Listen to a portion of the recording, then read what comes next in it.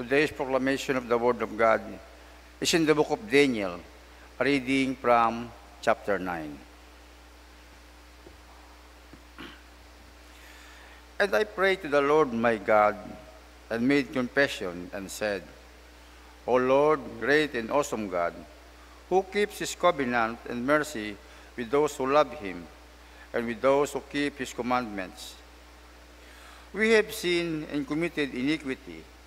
We have done wickedly and rebelled, even by departing from your precepts and your judgment. Neither have we heeded your servants, the prophets, who spoke in your name to our kings and our princes, to our fathers, and to all the people of the land. O Lord, righteousness belongs to you, but to us shame of face, as it is this day. To the men of Judah, to the inhabitants of Jerusalem, and to all Israel, those near and those far off, in all the countries to which you have driven them, because of the unfaithfulness which they have committed against you.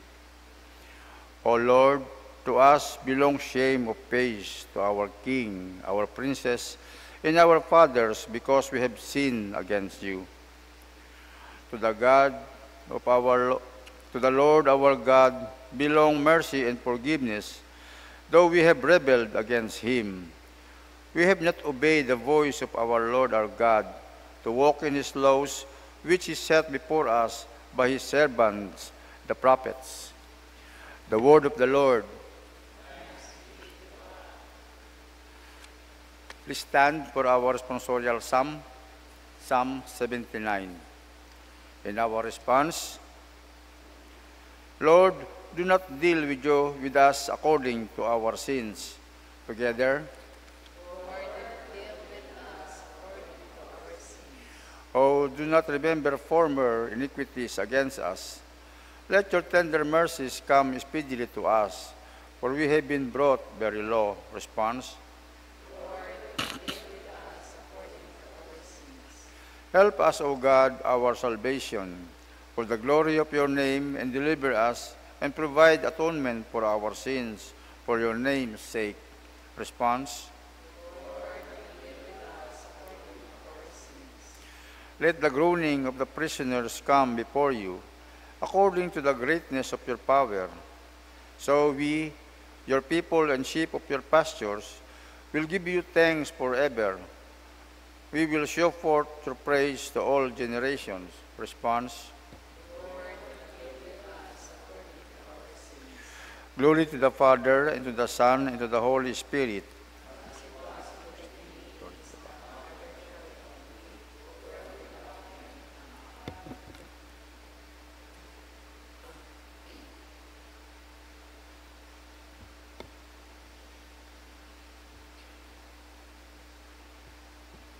The Lord be with you. The Holy Gospel of our Lord Jesus Christ according to St. Luke chapter 6.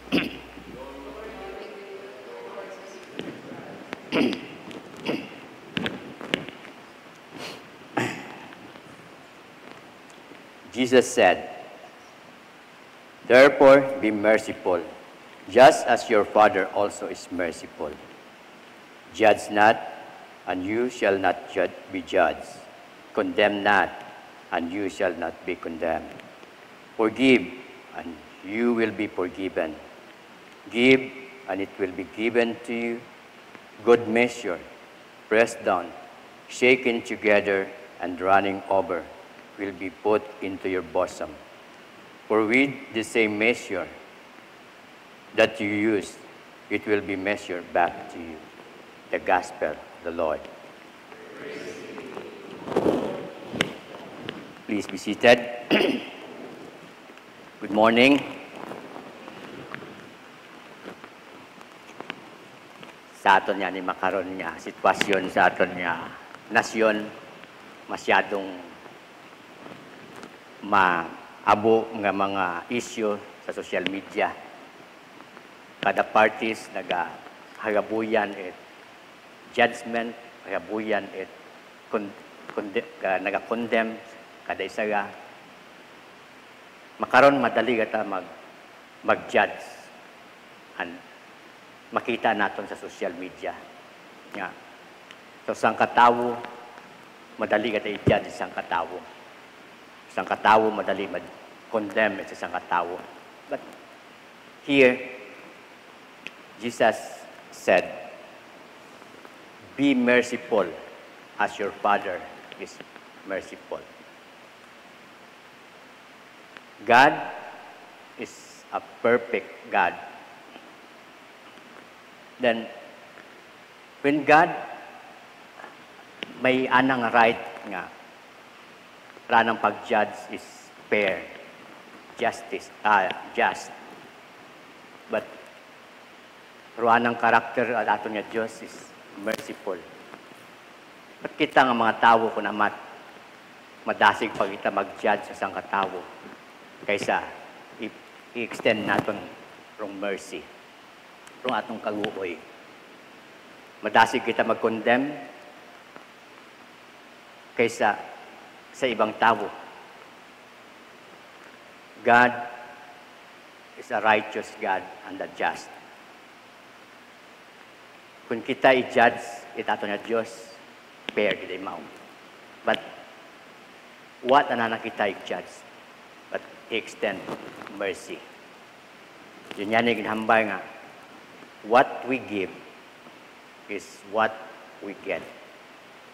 Ikaran natin makita nga, hambay ni Jesus, stop, be merciful, stop judging and condemning your brother and sister. Kung kita ako namat, easy yang dali kita mag-judge. Pero natong ato niya ibalik sa ato niya sarili, tama bagara ako niya ginhusga sa isang katawo? Or dapat man baga, kung ibalik ko sa akong paghusga sa isang katawo sa akong sarili, fair baga? Parehas baga? Kung naman sa aton niya mga attitude nga attitude of person that judge his brother and his sister is very opposite sa mercy itato ni Diyos. Mercy nangan maguguyon even ginaubrahan kita it magain, but do not judge, do not condemn, but to forgive. Forgive kita. Dahil kung ano aton niya aton niya obra o aton niya tao sa isang katawo, doon man lumabalik katon. What the measure atong ginasukat sa isba, mamanduma, measure nga iyakaton may balik. And today, abo gid aton nga nababatian, aton nga mga nga na-experiensyahan. If we extend mercy, we extend what we do to others, like we extend love, we share love, pabalik man do love. Experience man natin do love. If we share kindness man katon lumabalik. If we extend evil doing man katon mabalik. That is, yan nga inhambay nga.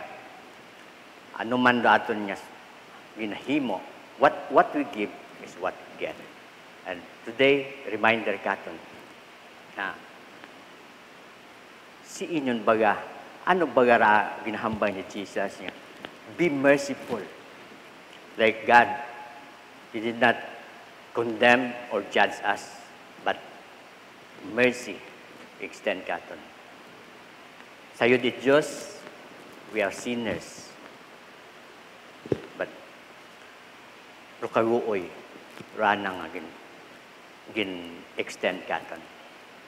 And today, let us meditate that in the past, dahil mga gintao katong mercy at Diyos, compassion, grace, naging tao katot Diyos. Aton niya, i-realize kung mas ano gidabaga rong pinaka pero ginhimo kakot Diyos nga, rong mercy gidahi una gidapermi. Daya makaroon ng time nga, aton nga, ma-realize nga, instead of judging others, instead of condemning others, mercy, forgive. Give a generous, giving a generous heart, not in material things, but all in spiritual things. Forgiveness, kindness, love, doon daton makaroon. Daya, reminder to us, call of God to be merciful to others.